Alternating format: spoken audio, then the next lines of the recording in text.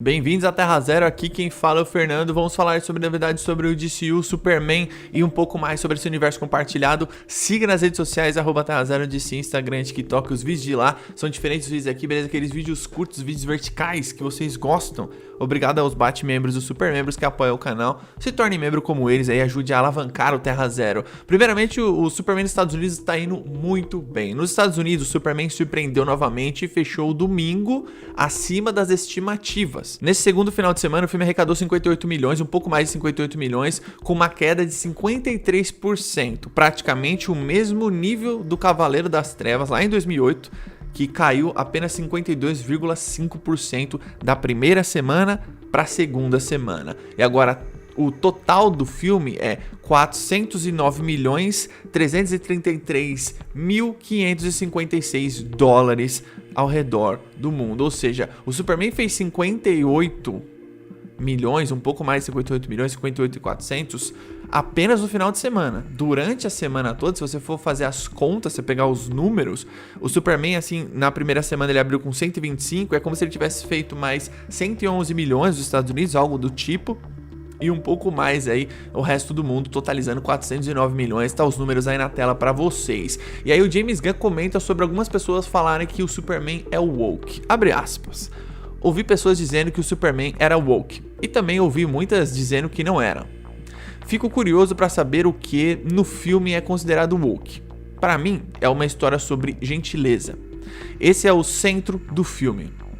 É algo em que todos podemos agir, ser gentis. E aonde isso leva? Bem, isso influencia em como você vota? Com certeza. Influencia tudo? Sim. Influencia até o número de pessoas morrendo por causa de brigas no trânsito? Também. Todas essas coisas são afetadas se as pessoas passarem a valorizar a gentileza. Ou seja, a gente falou sobre esperança e gentileza aqui em alguns vídeos passados. É sobre isso o filme, nada além disso.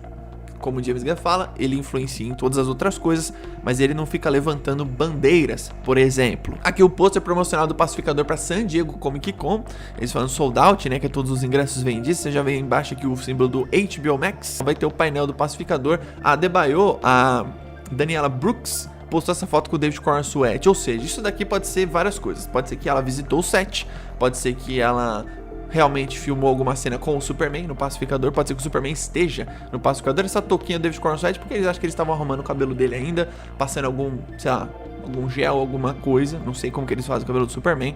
Então tá a foto aí da Adebayo com o Superman. Ou seja, é bem provável que o Superman esteja no Pacificador sim, beleza? Aqui um vídeo muito legal do James Gunn convidando algumas lendas dos quadrinhos, inclusive que trabalhou com o Superman, dentre vários caras ali como o Dan Jurgens e o Jerry Ordway. Jerry Ordway, se eu não me engano, ele foi o cara que teve a ideia de matar o Superman. Então ele também é o desenhista ali da fase John Barney, tem ali o Joshua Williamson. Nesse dia também tava o John Ostrander e vários outros caras. Muito legal o James Gunn valorizar, né, a principal mídia dos super-heróis e trazer os caras que trabalharam nos quadrinhos do Superman para visitar o set dali da Fortaleza da Solidão nos estúdios da Warner Bros. É que a Variety, ela revela que o James Gunn iria dirigir o filme do Al Tort, mas o filme agora está em segundo plano. Isso é uma matéria da Variety que saiu junto com outras coisas. É óbvio, né? O James Gunn seria o cara perfeito pra dirigir o filme do Al Tort. Só que depois que você assiste Superman, você começa a olhar de diferente pro James Gunn. Você fala, beleza, o James Gunn é um cara que gosta de filme de equipe, ele põe um monte de personagens no Superman, mas ele valoriza muito o Superman. Ele traz o Superman de volta ao lugar que ele jamais deveria ter saído, né? Que é aquele lance do gentil, esperançoso, altruísta, o escoteiro. É esse cara que é o Superman. E aí você pode imaginar que talvez o segundo filme do James Gunn seja o Al Tort com o Superman ou algo desse tipo, né? Números muito bons de Superman aí, né, nos Estados Unidos. A bilheteria conseguiu manter algo até acima das expectativas. É um filme que conseguiu já fazer 409 milhões de bilheteria no mundo todo. Eu tinha computado 400, tinha falado, né, 406, mas agora são 409, eles atualizaram os números.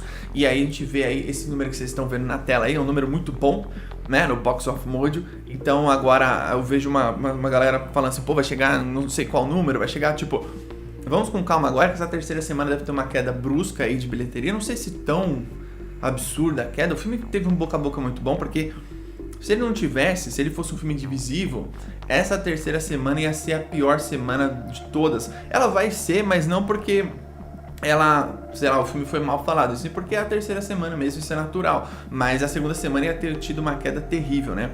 Números comparados de queda, né, eles sempre comparam quanto que fez na primeira semana para a segunda semana, e quantos por cento teve de queda desse valor para esse valor, entende? Então, foi semelhante ali ao Cavaleiro das Trevas nos Estados Unidos. O Cavaleiro das Trevas nos Estados Unidos ele fez quase 600 milhões, se eu não me engano. 500 e tralalá, entende? Tipo, é um filme de muito sucesso que não dá pra comparar com o Superman, mas eu digo assim, eles comparam com esses números, todo filme que tiver uma bilheteria comparada com a do Cavaleiro das Trevas, você pode ficar contente aí, porque o Cavaleiro das Trevas tem ótimos números, né? 1 bilhão. Mas esse filme aqui é um filme também que o James Gunn começa a falar sobre o woke, né? O James Gunn fala uma coisa muito simples, quando você assiste o filme não fica levantando bandeira. Ele cria temas lá, por exemplo, tem o tecnocrata, que é o Lex Luthor. Você fala, beleza, esse é o cara bilionário. Você pode associar ele com, sei lá, um Elon Musk da vida. Mas você tem também o lado ali daquela guerra ali, tipo, no Oriente Médio, que é um exército versus um povo ali que nem armado tá. Isso acontece no mundo real também, em alguns lugares. Já aconteceu ao longo da história do mundo também. E o James Gunn, ele cria esses paralelos com a vida real, mas ele não fica, tipo, levantando bandeira, ó, o Superman desse lado, ó, o Superman desse lado. O filme é sobre o Superman, velho. Um cara quer fazer o bem. O filme é simples, é sobre isso. As pessoas ficam dificultando. É muito louco isso, né? A gente tá vivendo uma época que a DC virou a página. E esse lance de virar a página, você meio que deixa algumas coisas pra trás e algumas pessoas ficam incomodadas, elas ficam desesperadas, né? O desespero bate nessas pessoas, tipo assim, mano, como assim? O filme que eu amo ali não vai acontecer mais, não vai ter mais aquele ator, ou não vai ter mais aquela atriz, ou não vai ter mais aquele cara ali que eu gostava, ou aquela fotografia que eu gostava, entende? Tipo, isso incomoda as pessoas. Essa nova era da DC, ela vai gerar estranheza das pessoas. Eu falava isso 200 vezes aqui nos vídeos. A DC vai ser esquisita, vai ser estranha. As pessoas vão olhar e falar assim, nossa, o que é isso? Entende? E pelo que parece, o James Gunn não tá indo pra um lado óbvio das escolhas dele criativas. Eu não sei que lado que ele tá indo. Eu acho que ele tá indo no lado que as crises da DC fazem. Porque a crise é sempre uma coisa muito maluca. Por exemplo, se você pegar hoje pra ler A Crise Infinita, se você não ler algumas coisas antes, você não vai entender porcaria nenhuma. Você vai falar, que é isso que tá acontecendo, tá ligado? Tipo, você não vai entender muita coisa, você vai ficar meio perdido. Você tem que ler algumas coisas antes. Se eu não me engano, é os Omakis, não é? Alguma coisa do tipo. Senão você fica completamente, mano, perdidaço. Você fala, por que isso? Você vai pro Crise Final, aí é mais piração ainda. Você fala, nossa senhora, o que o Grant Morrison fez aqui? Tipo, eu nunca entendi a Crise Final, mas ela tem momentos muito icônicos, né? O Darkseid soberano na Terra, você tem ali... É muito mais, na minha opinião, sobre os novos deuses do que uma maluquice, assim.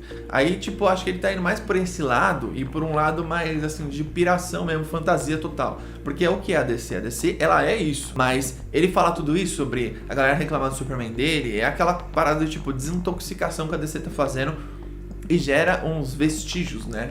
Geram, como é que fala, umas sequelas em algumas pessoas que talvez não entendam o que tá sendo feito agora. Quando você vê esse Superman em live action, você fala, porra, velho, que finalmente, tá ligado? Tipo, o próprio Warner Bros. Já pensava em acabar com essa ideia do Superman mais cinzento, mais, tipo, cínico, com um texto horrível, que era a visão do Snyder.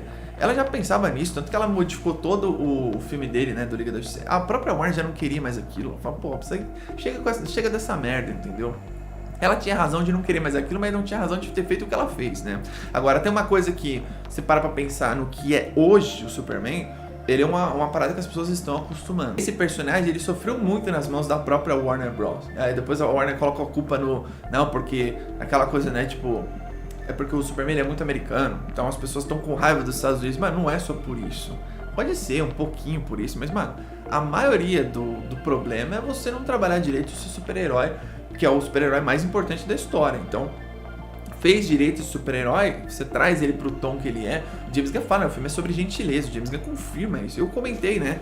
Esperança, gentileza, altruísmo, é tudo que representa o Superman. Então na San Diego Comic Con a gente deve ver alguma coisa do próprio Pacificador também. Eu não sei se o Pacificador vai explicar como que ele vai estar no universo de eu não sei. Só pra finalizar aqui, tem alguns projetos que eles deixaram mais pra frente e outros projetos que eles meio que se deram conta de que existem coisas mais prioritárias, como é o caso do Batman e da Mulher Maravilha, que agora eles estão falando muito do Batman e da Mulher Maravilha. Batman e Mulher Maravilha, por quê? Sem esses três personagens, você não forma universo nenhum, a gente fala isso o tempo todo, são coisas que são óbvias, certo? Superman foi introduzido, o filme tá fazendo a sua bilheteria bacana aí no resto do mundo, 409 milhões, Supergirl vai ter o seu próximo filme agora, né, o próximo filme do DCU, tem o Lanterna que tá vindo também, Vamos ver no decorrer o DCU, que tá bem gostosinho, né? Então fala aqui todo vídeo, o DCU tá gostosinho, tá? Você imagina assim, nossa, daqui a 5 anos o bicho vai pegar. Deixa aí embaixo nos comentários a sua opinião sobre tudo isso. Qual é o próximo filme de James Gunn que vai ter esse sujeito aí que você tá vendo no vídeo? Superman. Tamo junto, até a próxima.